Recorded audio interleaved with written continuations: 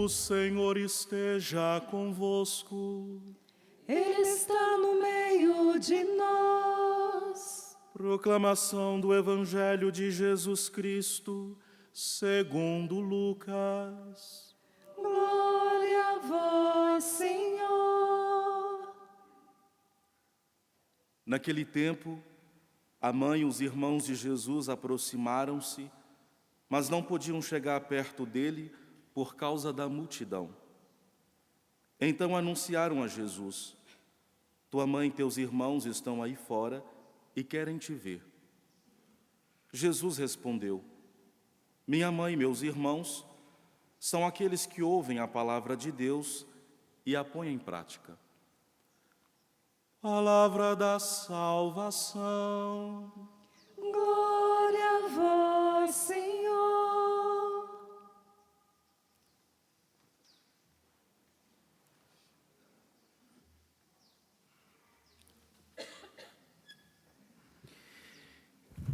Queridos padres que celebram esta Santa Eucaristia e queridos irmãos aqui presentes no Santuário do Pai das Misericórdias, os irmãos que nos acompanham de casa, hoje nós celebramos a memória obrigatória de São Padre Pio, um dos santos mais populares, mais queridos, né? Não só na Itália, mas por todo o mundo.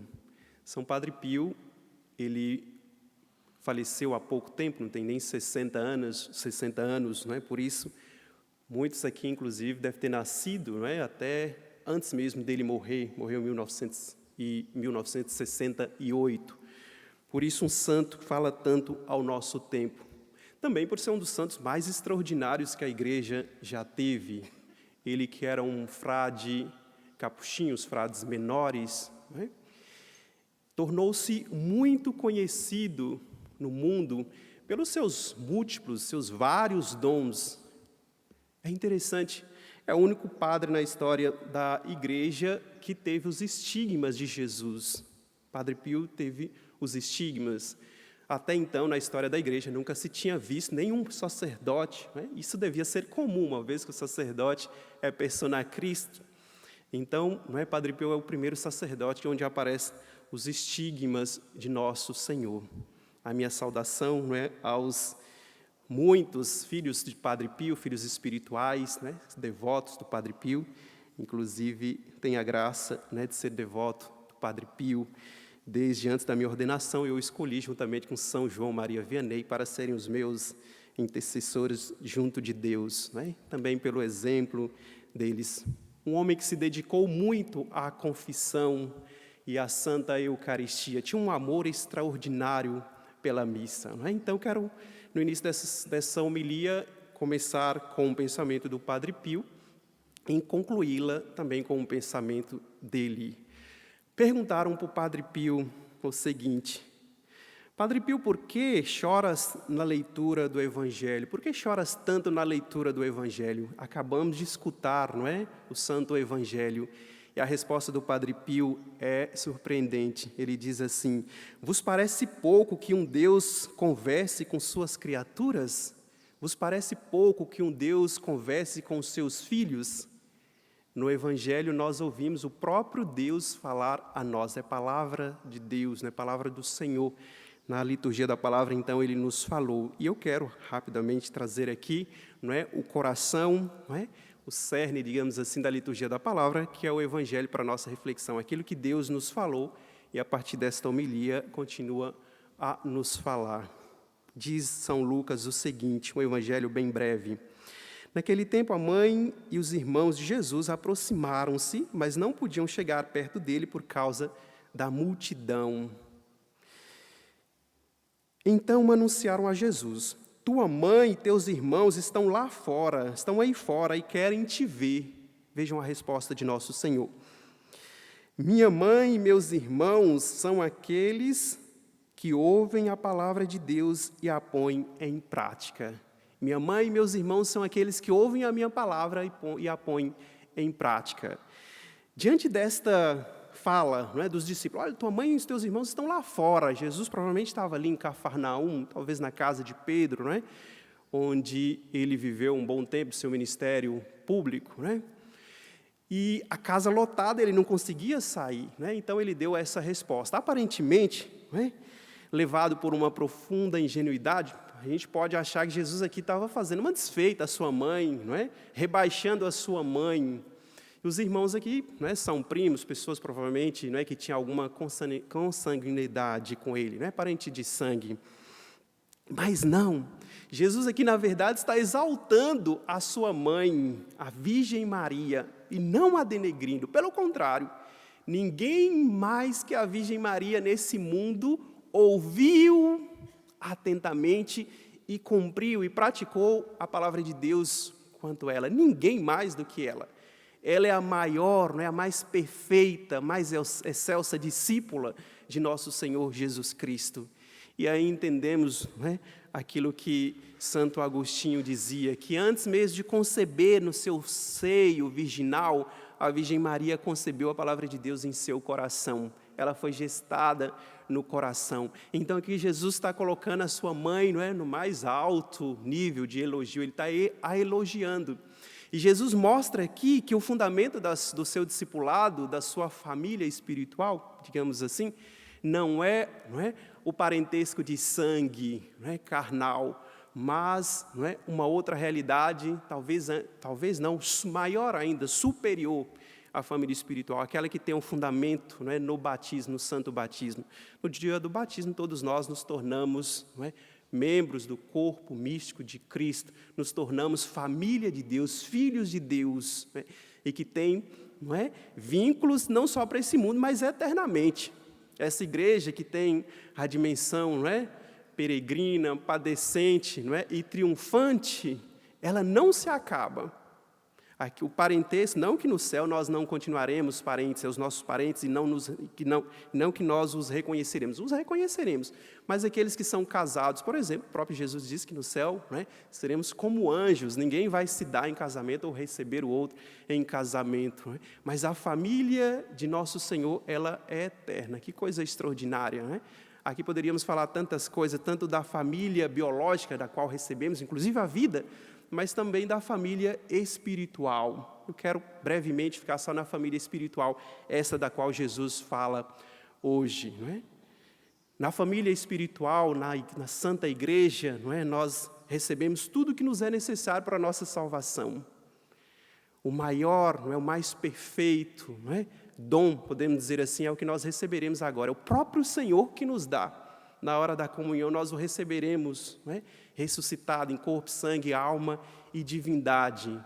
Não é verdade que na nossa família biológica, quando pequeninos, né, fomos amamentados, fomos alimentados, cuidados, etc. A família espiritual, a igreja, não é, cuja mãe é a igreja, não é, e o seu modelo excelso, não é, o seu modelo perfeitíssimo, a Virgem Maria, nos dá tudo aquilo que nós necessitamos. A Santa Eucaristia. Padre Pio disse, tornou-se conhecido também por ser um exímio confessor. A igreja nos concede os sacramentos, né? Recordamos o sacramento da confissão. Tudo que nós precisamos, ela nos dá. Tudo que nós precisamos, nós encontramos na mãe igreja, né? Nesta família espiritual. E que triste, muitos filhos, né, querem se afastar, querem, né, se desmembrar, digamos assim, desta família e vão para outros lugares, procurar o que não tem. É na família espiritual, é na igreja que nós encontramos tudo isso.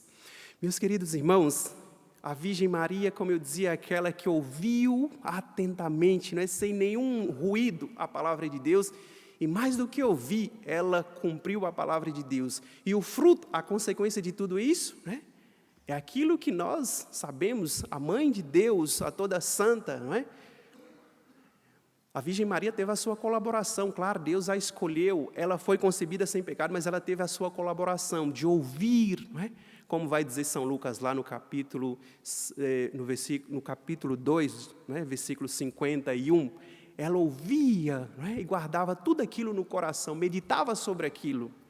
A consequência da Virgem Maria ouvir e praticar a palavra de Deus, não é tornar-se a mulher mais santa, não é? A toda santa.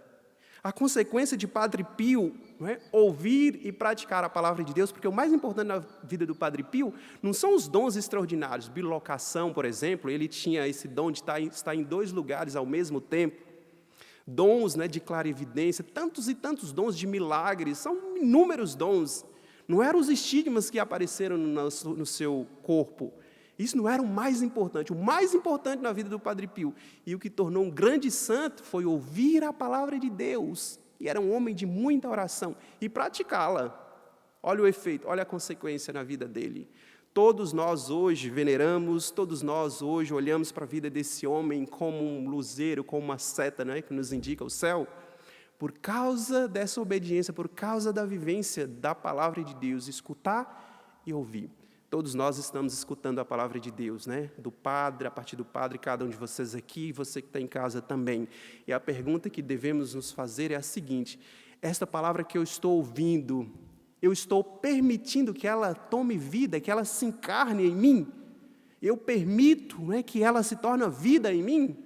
Ou entra de um lado, sai de outro. Entra no ouvido, sai do outro. Judas conviveu com Jesus, Judas escutou Jesus por 3 anos, mas só escutou, não praticou a sua palavra.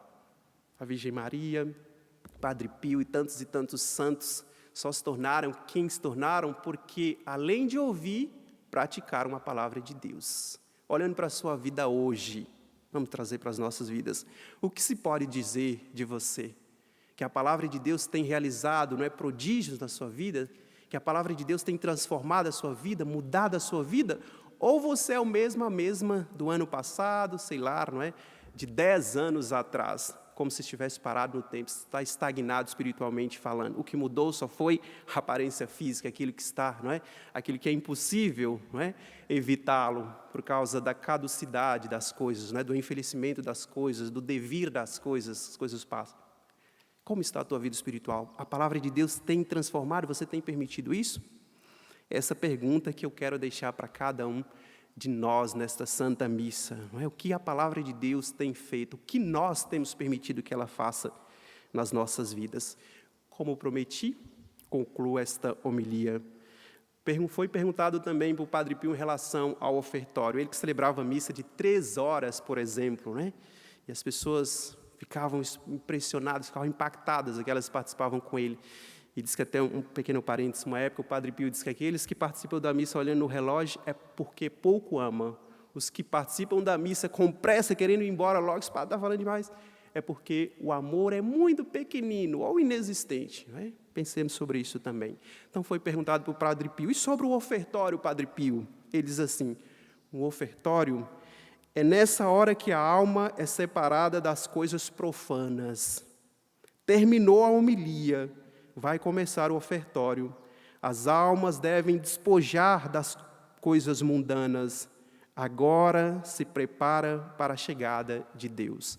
Daqui a pouco ele chegará no altar. Louvado seja nosso Senhor Jesus Cristo.